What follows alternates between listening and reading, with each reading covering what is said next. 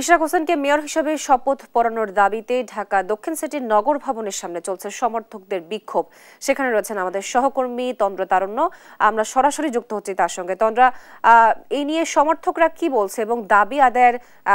দাবি আদায় যদি না হয় তাহলে তাদের পরবর্তী কার্যক্রম কি হবে, কি জানতে পেরেছেন আমাদেরকে বিস্তারিত জানাবেন।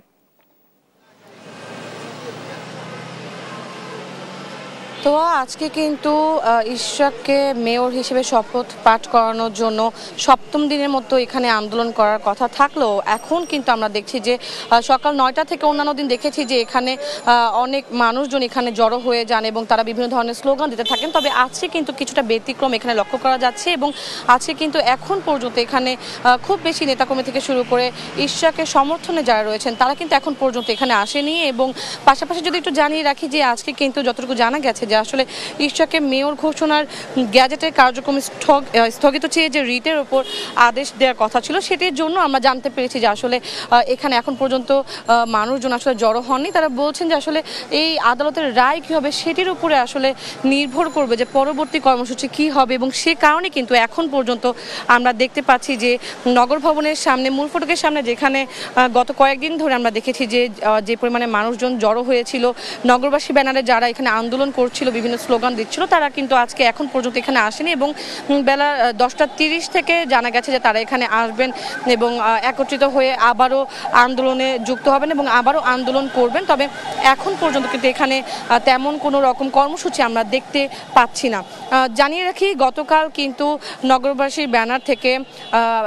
সাবেক সচিব ঢাকা দক্ষিণের সাবেক সচিব মশিউর রহমান ঘোষণা দিয়েছিলেন যে আজকে সকাল 10টা থেকে আবারও বিকেল 4টা পর্যন্ত তাদের আন্দোলন কর্মসূচি চলবে এবং পাশাপাশি কিন্তু আরও 5টি ইউনিয়ন কিন্তু তারা বলেছিলেন যে আসলে যে এই যে আন্দোলন তারা এখানে একাত্মতা প্রকাশ করছেন এবং পাশাপাশি তারা বলেছেন যে আসলে যদি তাদের যে দাবি অর্থাৎ ইশরাককে মেয়র হিসেবে শপথ পাঠ করানোর যে দাবিটি রয়েছে সেই দাবি যদি আসলে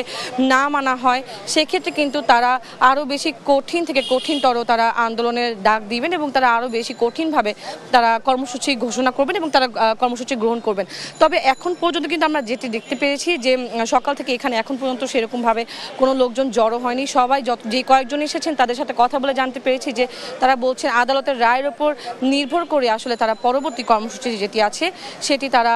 ঘোষণা করবেন এবং সেভাবেই তারা সামনে আগাবেন। এবং পাশাপাশি একটু জানিয়ে রাখি যে ইশরাককে মেয়র হিসেবে শপথ পাঠ না করানোর জন্য যে এখন পর্যন্ত যে টালবাহানা বা গড়িমসি করা হচ্ছে সেটির ব্যাপারে কিন্তু অনেকেই আজকেও আমরা দেখেছি যে তারা অনেকে এর বিরোধিতা করছেন এবং তারা বলছেন গড়িমসি বাদ দিয়ে যেন খুব দ্রুত সময়ের মধ্যে শপথ পাঠ করানো হয় ইশরাককে। এবং এটিও বলছেন যে আসলে সামনে যেহেতু কোরবানি ঈদ, এই কোরবানি ঈদের আগেই জনভোগান্তি কমানোর জন্য বা জনভোগান্তি লাঘব করার জন্য যেন এখানে তাকে খুব দ্রুতই মেয়র হিসেবে শপথ পাঠ করানো হয় এমনটা কিন্তু তারা বলছেন। পাশাপাশি গতকালকে কর্মসূচিতে আমরা দেখেছি যে তারা বলছেন যে আসলে তারা কিন্তু উপদেষ্টার পদত্যাগের কথাও তারা দাবি করেছিলেন এবং গতকালকে যারা এখানে যারা কর্মসূচি পালন করছেন যারা আন্দোলন করছিলেন তারাও কিন্তু বলেছেন যে আসলে যদি ইশরাককে মেয়র হিসেবে শপথ পাঠ না করানো হয় সেক্ষেত্রে তারা কিন্তু যদি দরকারে বা প্রয়োজনে তারা কিন্তু অনশনেও বসতে রাজি আছেন বলেও তারা জানিয়েছিলেন। তো নগর ভবনের সামনে থেকে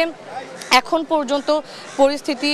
বলা যায় যে স্বাভাবিক রয়েছে। এই রাস্তাটি যেহেতু অনেক বেশি গুরুত্বপূর্ণ একটি সড়ক, নগর ভবনের সামনের সড়কটি, সেখান থেকেও কিন্তু এখন পর্যন্ত দেখতে পেয়েছি যে আসলে এখানে যান চলাচল স্বাভাবিক রয়েছে। তবে যতটুকু তারা বলছেন যারা এখানে আন্দোলন করতে এসেছেন আন্দোলনকারীরা যেটা বলছেন যে আসলে বেলা বাড়ার সাথে সাথে তাদের হয়তো আরও লোকজন এখানে একত্র হবেন এবং সেক্ষেত্রে